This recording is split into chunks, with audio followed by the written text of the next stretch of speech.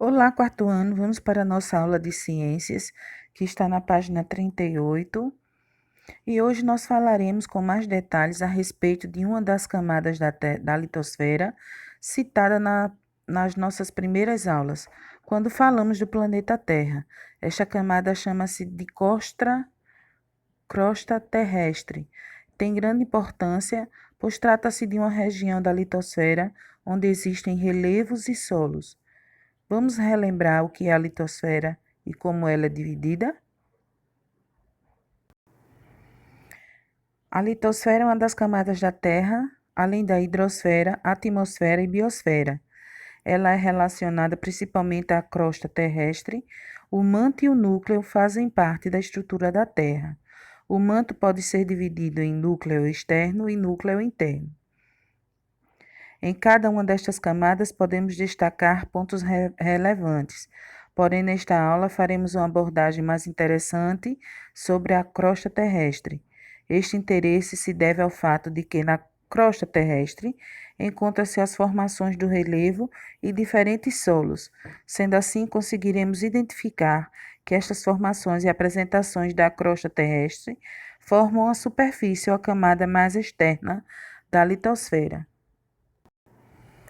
Como falamos, a crosta terrestre é a camada mais externa do planeta, sendo considerada a casca da Terra. Considerada a camada mais fina, a crosta terrestre tem espessura entre 5 e 70 quilômetros e apresenta duas regiões bem definidas: crosta continental e crosta oceânica.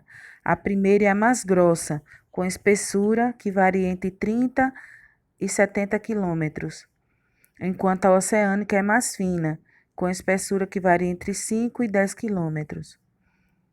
Na parte externa da crosta terrestre, podemos encontrar o relevo.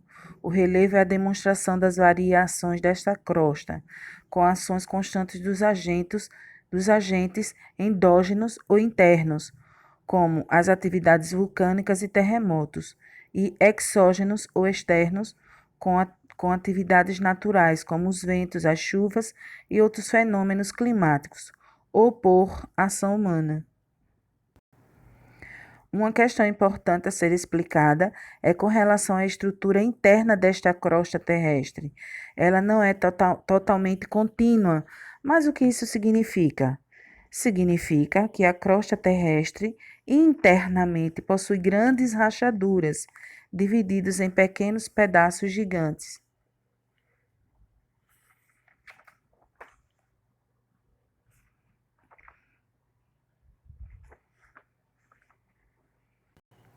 A ideia passada é que estas rachaduras e os pedaços formam um grande quebra-cabeça com suas peças encaixadas. Estas peças são as chamadas placas tectônicas. As placas tectônicas estão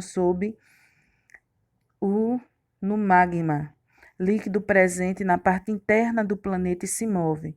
Quando elas se chocam, as bordas recebem um impacto muito grande e fenômenos importantes ocorrem, como as atividades vulcânicas, terremotos, tsunamis. Em várias partes da Terra, os países ou regiões que ficam localizados próximos a essas bordas sofrem com estes fenômenos. Identificando os solos. Solo arenoso é caracterizado pela presença de grandes espaços devido ao tamanho dos grãos de areia. Nestes espaços, a água e os nutrientes não conseguem ficar retidos, dificultando o plantio e outras atividades neste solo. Solo argiloso. Este solo é mais compacto porque os grãos são muito mais finos. Por este motivo, a água e nutrientes conseguem ficar retidos ou presos por mais tempo. Solo umífero. A grande quantidade de matéria orgânica faz deste solo mais indicado para o plantio e demais atividades agrícolas. Pela presença da matéria orgânica, formada por restos de animais e plantas em decomposição, o solo umífero é rico em nutrientes. O nome deste solo se deve à presença da matéria orgânica em decomposição, que se chama humus. Solo calcário. Este solo é muito comum em regiões desérticas. Sua principal característica é a presença de pedaços de rochas calcárias em sua composição. O calcário é uma rocha com grande quantidade de cálcio em sua composição. Este solo não é indicado para o plantio, pois apresenta baixíssima quantidade de nutrientes. E para que serve o uso do solo?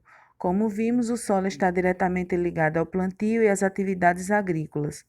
Porém, o solo também tem importância para os demais seres vivos, como as plantas e os animais. O solo tem relação direta com as plantas. Graças ao solo, elas conseguem realizar a fotossíntese. No solo, a água e os sais minerais podem ser encontrados, o que permite a produção do alimento pelas plantas. Já podemos relacionar os diferentes tipos de solo, as possibilidades de plantio.